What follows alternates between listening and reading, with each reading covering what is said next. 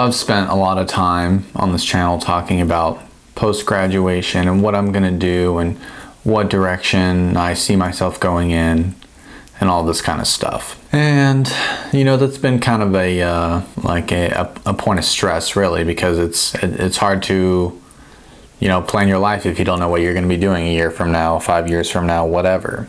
I think I'm starting to get a sense for that.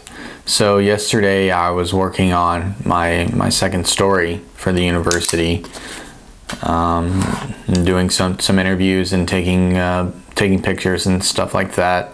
And I had a lot of fun. It was kind of spur of the moment. I wasn't expecting to be doing any kind of interviewing, but I was managed to pull it off and kind of come up with questions as I go, and it was enjoyable.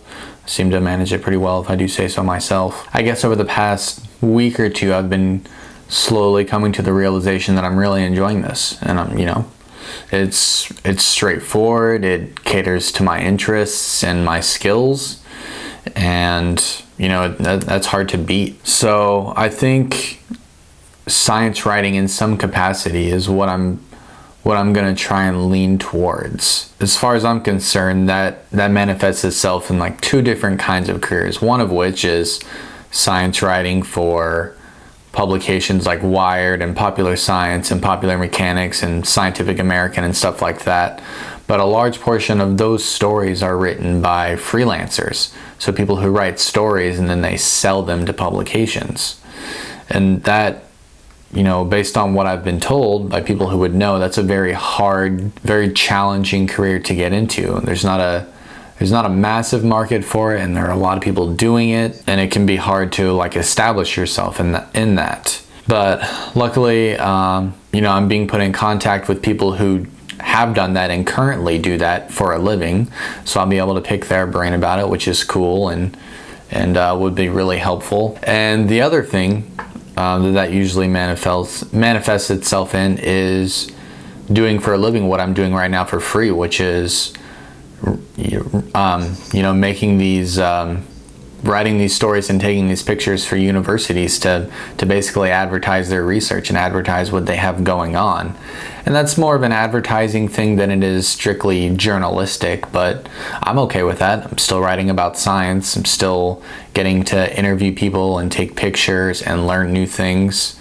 So I'm definitely learning a lot just writing these stories, because I have to do research for these stories, and then I have to obviously ask questions in the interview process that I can understand it, so that I can write a more concise and straightforward story. So I think I'm going to look at those two avenues. So the upside to that is no matter where we move, we're going to be moving there for Anna's PhD program, which means there will be a university there, a large university there. And that means that large university will have people doing the same exact thing that I'm doing for USF right now. And based on what I've been told, there's usually a large number of people doing that, several hundred.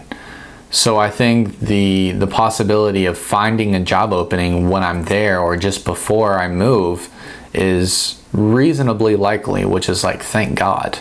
Because a lot of people, they hear about journalism, they're like, oh, it sounds difficult to make a living, which, yeah, it's probably more difficult than, I don't know, a hard STEM field or getting a job doing hard math somewhere, but I don't think those are especially common either. I mean, that's anecdotal, but have you ever met someone who does hard math all day for a living? Probably not, unless you're talking about an engineer. But in any other context, it's kind of hard to come by, unless you're talking about specific industries like engineering or finance. I'm definitely going to look into both of those. There's also the possibility of doing both at the same time, working for a university and their marketing and communication department, and also freelance writing on the side as I have the time or as I see fit. So it's kind of a situation where I can dip my toes in both of those pools, which is nice. I think that's the direction I'm going to try and go in. Obviously, if I'm hard pressed to find a reasonably paying job, obviously I'm not looking for 6 figures for a journalism job. That's just unrealistic, unless you're a newscaster for CNN or something, which I don't even consider that journalism. Anyhow, that's a whole other thing.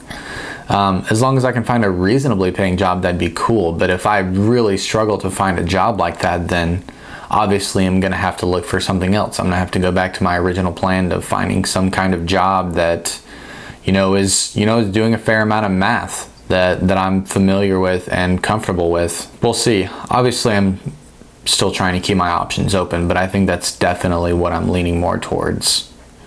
And it seems like an obvious choice. Like I said, I feel like I'm reasonably good at it and I enjoy it. And at the end of the day, those are really the only two things that ideally you should consider when thinking about a job. Do you enjoy it and are you good at it? So if it's ticking both of those boxes, then why not? Why not give it a shot, see what happens? The worst that happens is maybe I end up not liking that career. Move on to something else. So what? No one says I got to stick around for a while, That's that. I'm kind of glad to start, narrowing the job search down, because the upside of having a math major or math degree is also the downside, which is that it can be applied to so many things. While it can be applied to so many things, you're also going to be hard pressed to find a job and the requirements are, a bachelor's in math, and you will be doing hard math on a regular basis. You have to kind of weed through all different kinds of technical jobs to find something that's going to be up that alley. It's good because it's vague, but it also makes it a little more challenging to figure out precisely what you want to do with it when it's that vague, as opposed to, again, something that's very specific, like mechanical engineering, chemical engineering, whatever. So yeah, I'm gonna continue to do that, continue to write stories for the university as often as I can. I don't intend on turning down a story if that means I sleep less and become a shut-in on the weekends so that I can write another story. That's fine. I want to write as many as possible. And I would love to have a half dozen or more published by the time I graduate, which at this rate is very feasible, because I did my last story, 2 weeks ago?